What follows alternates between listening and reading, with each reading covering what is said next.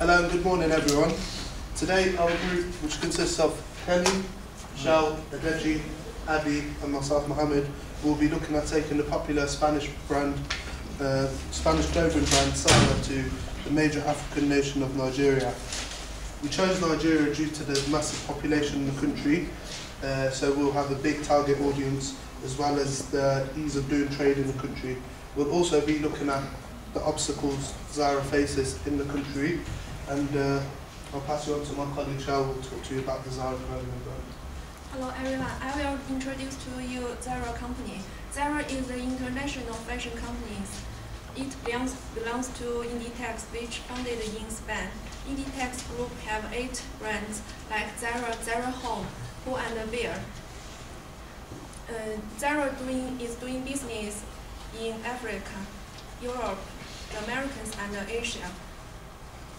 This table chart shows financial data of Inditex. The profit of Inditex is increasing, and the Zara got the biggest profit. The number of Zara stores is 30% of Inditex. However, the profit of Zara take up of 67% of Inditex. Zara got a lot of budget to operate new stores every year.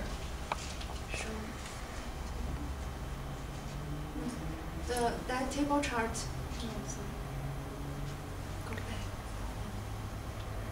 This table chart shows the market outside Europe is expanding.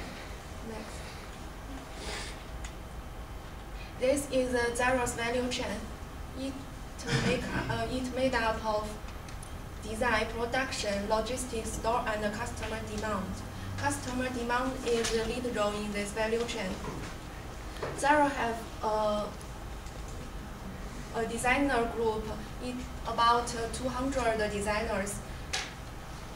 They got information from customer demand, then they produce the product. They produce the goods finished in Europe. Then they introduce a store twice a week. Store manager use POS system to transmit sales data and order goods to Spanish Central IT term. This value chain within 15 days from design until finished good sold out. I will pass you to my friend Jim. Let me talk about the target market overview of Nigeria.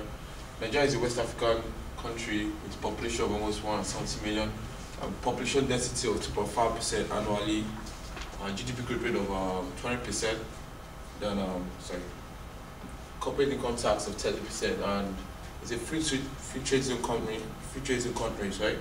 With states like Cross River, Lagos, Ogun, and Akwa Ibom, and the free metropolitan areas like Lagos, Abuja, Port Harcourt, and Enugu. Then I'm going to talk about the competition I'm going to have in Nigeria. We have 3 different kinds of competition. We have collusion, we have coexistence, and healthy competition. Then the kind of competition we have in Nigeria is going to be a very healthy one, where the objective is not to destroy the market, limited aggression, and have consideration for each other in the market. And we have some local competitors right now. We have Tony Together, we have Niger Star, we have Collectibles and Tiffany Hammer, and some foreign investment company clothing line like TM Lewin, Nike, Wangler, Rock and Tumble, then Mango. So I'm going to pass it to my colleague Ken to talk about SWOT analysis of the market. I'll be taking you further into the business environment in Nigeria. I use the SWOT analysis to analyze the business environment. Talking about the strengths, we have a controlled money supply, and Nigeria has the fastest growing oil and gas sector, as well as the telecommunication sector. And there's also availability of young and mobile labor force, and many investment opportunities for the local and as well the foreign investors as well. Then the weaknesses is that Nigeria is particular about having bad power supply. It's always fluctuating every time of the day. and the bad road network is also a problem. But with the entry strategy we'll be using, that wouldn't pose much of a threat to us. Then there's also lack of information technology system, which is one of the tantamount problems in Nigeria. Then we'll be talking about the opportunities and the threats. Next slide, please. The opportunities that abound in Nigeria is that they have like a very huge population, which will also lead to a high demand for our products and our services. And there's also economical and political improvements that creates more opportunities to attract investors, and there's good supply relationship between Nigeria and outside countries.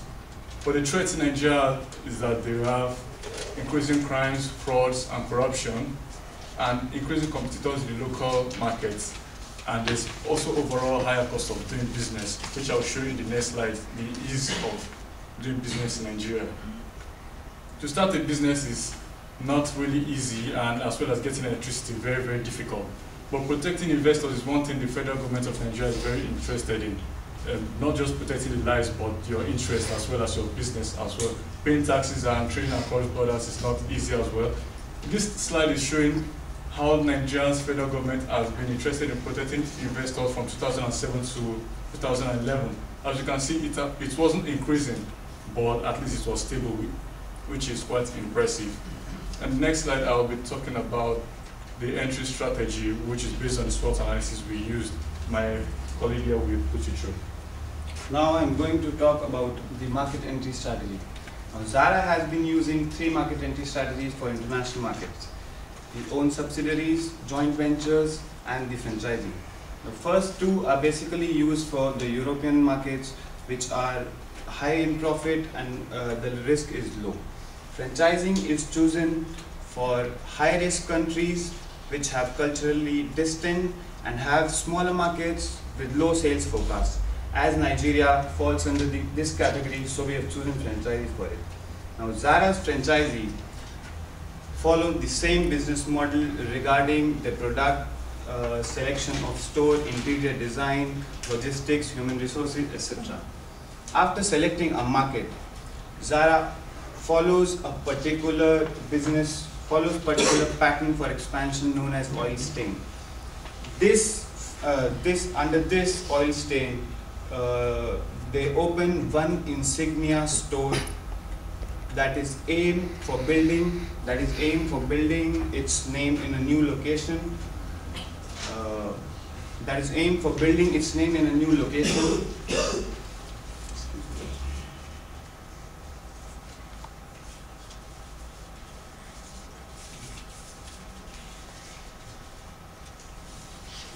Before setting up smaller shops that reaches a certain density that allows it to create economies of scale and boost profit margins. That means Zara uses few stores when it enters a new market, and to make an understanding of that market, and uses that knowledge for expansion. One more important thing for Zara to enter a new market is the existence of potential customers, people sensible to fashion phenomenon. Having talked about the advantages, the possible disadvantage might be the loss of control as the market is far from production. But as we have seen, the number of advantages outweighs the disadvantage. So we think franchising will prove the most efficient strategy into Nigeria. Now my friend Mohammed. Overall, we think that Nigeria's huge population, its low cost of labour, and the trade-free zone in the country gives Zara a great chance to make profits in this African nation. However, the unexpected political violence and instability in the country can be somewhat of a cause of concern for them. Here are some recommendations for Nigeria as a country for Zara to achieve the best possible results. As you can see, and as my colleague Kelly touched upon, electricity, road networks and transportation seem to be a problem in some parts of the country, possibly not in the main cities such as Abuja or Lagos. And the security of lives and property is also a concern due to crime in the country and political violence.